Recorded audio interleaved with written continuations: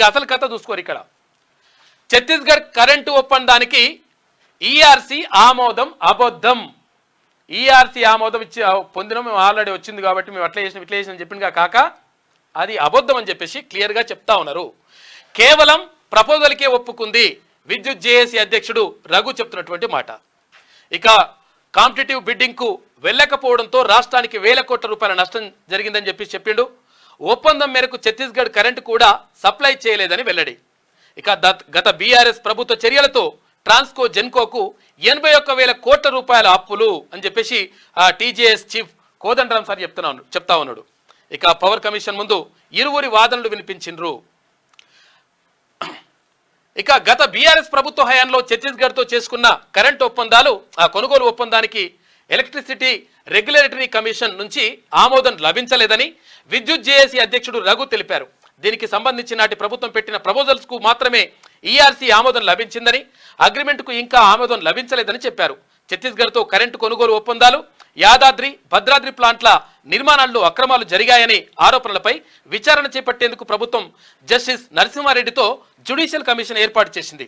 అయితే ఇటీవల కమిషన్కు లేఖ రాసిన కేసీఆర్ ఛత్తీస్గఢ్తో చేసుకున్న విద్యుత్ కొనుగోలు ఒప్పందాన్ని ఈఆర్సీ ఆమోదించిందని, ఇక న్యాయ విచారణ అవసరమే లేదని, ఈ విషయంలో కమిషన్ చైర్మన్కు విచారణార్హత లేనందున ఆయన తప్పుకోవాలని చెప్పేసి కూడా అందులో పేర్కొన్నారు. కాక పంపించవా లెటర్? ఇగో లెటర్ ఏం రాసిండు కాక అంటే ఇగో ఈ లెటర్ రాసిండు. రాసి ఇక నేను అద్భుతము నా లెటర్ అద్భుతం అని చెప్పేసి ఈ లెటర్ పంపించిండు. లెటర్ పంపించేసి ఇగో ఇట్లా వేసిండు కాక. ఈ లెటర్లా మొత్తం కూడా ఏది అక్కడ ఈఆర్సీ మొత్తం కూడా ఒప్పుకున్నది, ఆమోదం తెలిపింది. కాబట్టి ఇది ఎట్టి పరిస్థితుల్లో మేము చేసింది 100% కరెక్టు అని చెప్పేసి సమర్థించుకునేటువంటి ప్రయత్నం చేసిండు కాక. కాకపోతే ఏంటంటే ఇప్పుడు ఒకసారి మనము కరెంట్ జేఏసీ అంటే విద్యుత్ జేఏసీ చైర్మన్ రఘు సార్తో ఒకసారి మాట్లాడేటువంటి ప్రయత్నం చేద్దాం. ఆయనతోనే మాట్లాడదాం. ఇప్పుడు ఇక్కడ రఘు గారితో మాట్లాడేటువంటి ప్రయత్నం చేద్దాం. Hello, good morning sir. Good morning sir. ఇప్పుడు ఎవరు కేసీఆర్ రాసిన లెటర్లో 12 పేజీల లెటర్ రాసిండో ఆ లెటర్లో ఈఆర్సీ ఆమోదం పొందిన తర్వాతనే మేము ఛత్తీస్గఢ్తో కరెంటు ఒప్పందానికి వెళ్ళినామని చెప్పి చెప్తా ఉన్నాడు. మీరు అన్నట్టుగా ఇక్కడ వెలుగు దినపత్రికలు వచ్చింది అట్లా అటువంటిది కేవలం ప్రపోజల్ మేము మాత్రమే ఒప్పుకున్నది అని చెప్పేసి మీరు చెప్తున్నట్టుగా ఒక వార్త కనిపిస్తూ ఉంది సార్. ఏమంటారు, మీరేమంటారు? ఇప్పుడు 2014లో ఛత్తీస్గఢ్ తోని ఒక మెమరాండం ఆఫ్ అండర్స్టాండింగ్ చేసుకున్నది తెలంగాణ ప్రభుత్వము. ఓకే. ఈ ఎంఓయూ తర్వాత 2 రాష్ట్రాల్లో డిస్ట్రిబ్యూషన్ కంపెనీలు, మన దగ్గర ఉన్న డిస్ట్రిబ్యూషన్ కంపెనీలు అట్లనే ఛత్తీస్గఢ్ డిస్ట్రిబ్యూషన్ కంపెనీ ఇద్దరు కూర్చొని ఒక పవర్ పర్చేజ్ అగ్రిమెంట్ చేసుకున్నారు. అది దాన్ని డ్రాఫ్ట్ పవర్ పర్చేజ్ అంటే నమూనా మాత్రమే. అది ఆ నమూనా పవర్ పర్చేజ్ అగ్రిమెంట్ తీసుకొచ్చి తెలంగాణ రెగ్యులేటరీ కమిషన్ ముందు ఆమోదానికి పెట్టారు. అప్పుడు తెలంగాణ రెగ్యులేటరీ కమిషన్ ఏం చేసిందంటే అందరిది పబ్లిక్ హియరింగ్ కండక్ట్ చేసింది. కండక్ట్ చేసి ఎవరికన్నా అభ్యంతరాలు ఉంటే చెప్పండి అని చెప్తే మాలాంటి వాళ్ళందరం కలిసి వెళ్ళి అనేక అభ్యంతరాలు చెప్పాము. మొత్తం విన్న తర్వాత తెలంగాణ రెగ్యులేటరీ కమిషన్ ఏం చేసిందంటే చాలా అభ్యంతరాలు వచ్చాయి, ఇవన్నీ కూడా కరెక్ట్ ఉన్నాయి అని చెప్పేసి వీటన్నిటిని కూడా అమెండ్మెంట్స్ రూపంలో మార్పులు చేర్పులు అన్ని చేసి ఆ పీపీఏను మళ్ళీ మీరు సమర్పించండి, ఛత్తీస్గఢ్ తో మాట్లాడి మార్పులన్నీ అవసరము, వాటిని మా ముందు మళ్ళీ పెడితే దానికి అప్రూవల్ ఇస్తామని అప్పుడు చెప్పారు. దానికి ఆ రోజు అప్రూవల్ ఇవ్వలేదు వాళ్ళు. దానికి ఓన్లీ ఇంట్రీమ్ ఆర్డర్ ఇచ్చారు. ఇంట్రీమ్ ఆర్డర్ అంటే ఈ మార్పులు చేర్పులు ఇవన్నీ చేసిన తర్వాతనే మేము అప్రూవల్ ఇస్తామని చెప్పి స్పష్టంగా రాసి దాన్ని తిప్పి పంపించేశారు. పంపించిన తర్వాత అది 2017 మార్చిలో జరిగింది. ఈ రోజు వరకు కూడా దానికి ఆమోదం లేదు సార్. అది వాస్తవ పరిస్థితి. మరి కేసీఆర్ లెటర్ రాసిన దాంట్లో 12 పేజీల లెటర్ రాసిండు, ఆల్రెడీ ఈఆర్సీ ఆమోదం పొందింది, అందుకే మేము తీసుకొచ్చినాం కాబట్టి అక్కడ కమిషన్ చైర్మనే తప్పుకోవాలి, ఆయనకి అర్హత లేదని అంటున్నాడు. ఎట్లా సార్? ఛత్తీస్గఢ్ పీపీఏకు ఆమోదం అనేది ఎక్కడా లేదు, ఆ డాక్యుమెంట్ ఇంతవరకు లేదు. దాని మీద ఇప్పటి వరకు కూడా దాన్ని పక్కకు పెట్టి ఉంచేసారు. అది ఇంటరిమ్ ఆర్డర్. ఆ ఇంటరిమ్ ఆర్డర్ లో స్పష్టంగా దీన్ని ఆమోదం ఇప్పుడు ఇవ్వట్లేదు, మేము ఈ మార్పులన్నీ చేసిన తర్వాతనే ఆమోదానికి మళ్ళీ పెట్టమని రాశారు. అది వాస్తవ పరిస్థితి. సార్ అంటే ఇప్పుడు కేసీఆర్ దోషిగా తేలుతాడు ఇప్పుడు ఇందులో, అంటే ఆయన చెప్పింది అబద్ధమే అని తేలిపోయింది. అంటే ఆమోదము లేదనే మాట మాత్రం వాస్తవము. ఇవన్నీ కూడా వివరాలు నిన్న కమిషన్ చైర్మన్ మన నరసింహారెడ్డి గారు ముందు ఇవన్నీ అప్పుడు ఇచ్చిన ఆర్డర్, ఇంట్రీమ్ ఆర్డర్, డీటెయిల్స్ ఇవన్నీ కూడా తను డిస్కస్ చేశారు. ఈ వివరాలన్నీ కూడా అందజేయడం జరిగింది. Sir thank you sir, thank you. Right.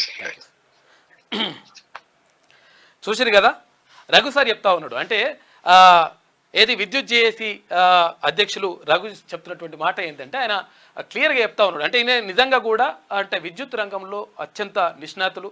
తర్వాత ఈయన అసలు తప్పు జరుగుతూ ఉంది, తెలంగాణ ప్రజలకు అన్యాయం జరుగుతూ ఉంది, ఇష్టం వచ్చినట్టుగా మీరు ఇవన్నీ కూడా ఛార్జీలు పెంచుతారు. తర్వాత ఇంకోటి ఏంటంటే తక్కువ ధరకు వచ్చేటువంటి యూనిట్ని ఎక్కువ ధరకు కొంటున్నారు కాబట్టి తెలంగాణ ప్రజలపైన భారం పడుతుంది, విద్యుత్ భారం పడుతుంది అని చెప్పేసి ఆయన అన్నందుకు, ఆయన మొత్తం కూడా దీన్ని వ్యతిరేకించినందుకు ఆయనని హైదరాబాద్ నుంచి తీసుకుపోయి వరంగల్కు ట్రాన్స్ఫర్ చేసిండు కాక ఎవరు, కేసీఆర్. అప్పుడున్నటువంటి ప్రభాకర్ రావు ఎవరైతే ఉన్నారో ఆ ప్రభాకర్ రావు తోటి అంత కథ నడిపించేసిండు. రకరకాలుగా వ్యక్తుల్ని, కొంతమందిని విడుచుకొచ్చి రంగారావు అని చెప్పేసి రకరకాల వ్యక్తులు పెట్టేసిండు, కొంతమంది బ్యాచ్ని దించేసి మొత్తం కూడా కావాల్సినంత ఇబ్బందులు కూడా గురి చేసిండు రఘు సార్ని. అంటే ఇట్లా కేసీఆర్ చేసిన మోసాలు, అంటే కేసీఆర్ చేసినటువంటి మోసాలు ఆయన చెప్పింది ఏమన్నాడు. ఇప్పుడు నేను మొన్న ఏమన్నాడు, ఇక్కడ లెటర్లు ఏమన్నాడు, లెటర్లా మేము క్లియర్గా ఏది ఈఆర్సీ ఆమోదం పొందింది కాబట్టి 100% మేము ముందుకెళ్ళినాం కాబట్టి మేము తీసుకొచ్చింది కరెక్టే ఉన్నది అని చెప్పేసి ఇక్కడ చూడండి, ఇక్కడ స్టేట్ ఎలక్ట్రిసిటీ రెగ్యులేషన్ కమిషన్ అంటే ఈఆర్సీ యొక్క తీర్పులకు లోబడి అన్ని చర్యలు తీసుకోవడం జరిగింది. అట్టి చర్యలపై ఏదేని ఒక వ్యక్తి కానీ లేదా వ్యక్తులు కానీ సంస్థ కానీ అభ్యంతరాలు ఉన్న ఎడల ఈఆర్సీ నిర్వహించే పబ్లిక్ హియరింగ్లో తమ ఆక్షేపణలు తెలియజేయవచ్చు. ఏదైనా విషయంపై అభ్యంతరాలు వ్యతిరేకంగా ఇట్లా అని చెప్పేసి మేము ఆల్రెడీ ఆటోమేటిక్గా చేసుకోవచ్చు. అయితే ఛత్తీస్గఢ్ నుంచి రాష్ట్ర విద్యుత్ సంస్థలు కరెంటు కొనుగోలు చేయడంపై నాటి తెలుగుదేశం ఎమ్మెల్యే శ్రీ రేవంత్ రెడ్డి గారు తెలంగాణ ఈఆర్సీకి తన అభ్యంతరాలు తెలియజేయడం జరిగింది. ఆయన ఆక్షేపణలు పరిశీలించి పరిగణలోకి తీసుకున్న తర్వాతే తెలంగాణ విద్యుత్ సంస్థలు చేసిన ప్రతిపాదనలకు ఈఆర్సీ ఆమోద ముద్ర వేసింది. ఇది క్లియర్ చూపించు భరత్. ఈఆర్సీ ఆమోద ముద్ర వేసింది అంటుండు. దొంగ కథలు ఇవన్నీ, దొంగ మాటలు. క్లియర్గా కేసీఆర్ చెప్పినవన్నీ దొంగ మాటలు, ఇవన్నీ కూడా లంగ మాటలు అంటారు ఆయన భాషలో చెప్పాలంటే. ఏంద్రబాబు ఇదేంది అక్కడ వాళ్ళు ఏం చెప్తా ఉన్నారు క్లియర్గా. అక్కడ commission chairman justice L Narasimha Reddy గారికి చెప్పేసిండు క్లియర్గా ఆమోదం పొందలేదు, జస్ట్ ప్రతిపాదనలు మాత్రమే పెట్టిండు. ప్రతిపాదనలు పెడితే ఇవన్నీ కూడా మార్పు చేర్పు చేయాలరా బాబు, లేకపోతే ఆమోదం చెయ్యము అని చెప్పేసి అక్కడ ఈఆర్సీ ఎలక్ట్రిసిటీ బోర్డు చెప్పినటువంటి నేపథ్యంలో, కాకపోతే ఏం చెప్తా ఉన్నాడినా మేము ఆల్రెడీ ఈఆర్సీ ఆమోద ముద్ర వేసింది అని చెప్తున్నాడు. ఇక్కడ చూడరుగా ఈఆర్సీ ఆమోద ముద్ర వేయడం జరిగింది. అప్పటి శ్రీ రేవంత్ రెడ్డి గారికి తెలంగాణ ఈఆర్సీ నిర్ణయాలపై అభ్యంతరాలలో ఆక్షేపణలు ఉంటే ఎలక్ట్రిసిటీ అప్పిలేట్ ట్రైబ్యునల్కు వెళ్లే అవకాశం, తదనంతరం సుప్రీంకోర్టును కూడా సంప్రదించే స్వేచ్ఛ చట్టం ఆయనకు కల్పించింది. కానీ ఆయన ఆనాడు ఎలాంటి అప్పీలకు వెళ్ళిన దాఖలాలు లేవు అని చెప్పేసి చెప్తున్నాడు. ఎదురుడిగో అంటే అప్పుడే క్లియర్గా ఇప్పుడున్నట్టు ముఖ్యమంత్రిగా ఉన్నటువంటి రేవంత్ రెడ్డి గారు అప్పటికే క్లియర్గా దీనిపైన అభ్యంతరాలు లేవనెత్తిండు. తర్వాత ఇప్పుడు ఇందాక కరెంట్ జేఏసీ అంటే విద్యుత్ జేఏసీ చైర్మన్గా ఉన్నటువంటి రఘు సార్ కూడా అప్పుడు అభ్యంతరాలు లేవనెత్తిండు. అయినా కానీ పట్టించుకోకుండా తర్వాత ఇంకొకటి ఏం చేయాలి అసలు యాక్చువల్గా ఇక్కడ ఇంకొకటి ఏం చేయాలంటే క్లియర్గా అది టెండర్లు వేయాలి, టెండర్లు విలువాలి. టెండర్లు విలువకుండా ఇష్టం వచ్చినట్టుగా దాన్ని మనం తీసేసి వాళ్ళకి ఇచ్చేసిండు. ఎవరు తక్కువ ధరకు కొంటే తక్కువ ధరకు ఇస్తారు అంటే వాళ్ళ దగ్గర మనం విద్యుత్ కొనుగోలు చేస్తాం. కానీ అటువంటిది ఏం చేయకుండా డైరెక్ట్ కొనుగోలు చేసిండు. దాన్ని ఇంకా సమర్థించుకుంటేందుకు 12 పేజీల ఇంత పెద్ద లెటర్ రాసిండు ఆయన. అది కథ, అసలు కథ. ఛత్తీస్గఢ్తోనే చేసుకున్న విద్యుత్ కొనుగోలు ఒప్పందాన్ని ఈఆర్సీ ఆమోదించిందని, ఇక న్యాయ విచారణ అవసరమే లేదని, ఈ విషయంలో కమిషన్ చైర్మన్కు విచారణార్హత లేనందున ఆయన తప్పుకోవాలని కూడా కాక మాట్లాడిండు. ఇప్పుడు తప్పుకోవాలన్నా కాక ఏమవుతుందో చూసుకో లెక్క. జస్టిస్ నరసింహారెడ్డి రియాక్షన్పై ఉత్కంఠ, ఈఆర్సీ అనుమతి ఉన్నందున విచారణ అక్కర్లేదన్న కేసీఆర్. ఈఆర్సీ అనుమతి ఉన్నది, అన్నున్నాయి, అందుకని విచారణ అర్హత లేదని చెప్పేసి జస్టిస్ ఎల్ నరసింహారెడ్డి గారికి అర్హత లేదని చెప్పేసి మాట్లాడాడు కాక. ఇక ఆయన లేవనెత్తిన అంశాలను వాస్తవాలతో సరిపోల్చుతున్న కమిషన్ అని చెప్పేసి ఒక వార్త కనిపిస్తా ఉంది. మరి ఏం చేస్తారు ఎల్ నరసింహారెడ్డి గారు అంటే బరాబర్ ఆయన చర్య తీసుకుంటాడు. గట్టి మనిషి ఆయన.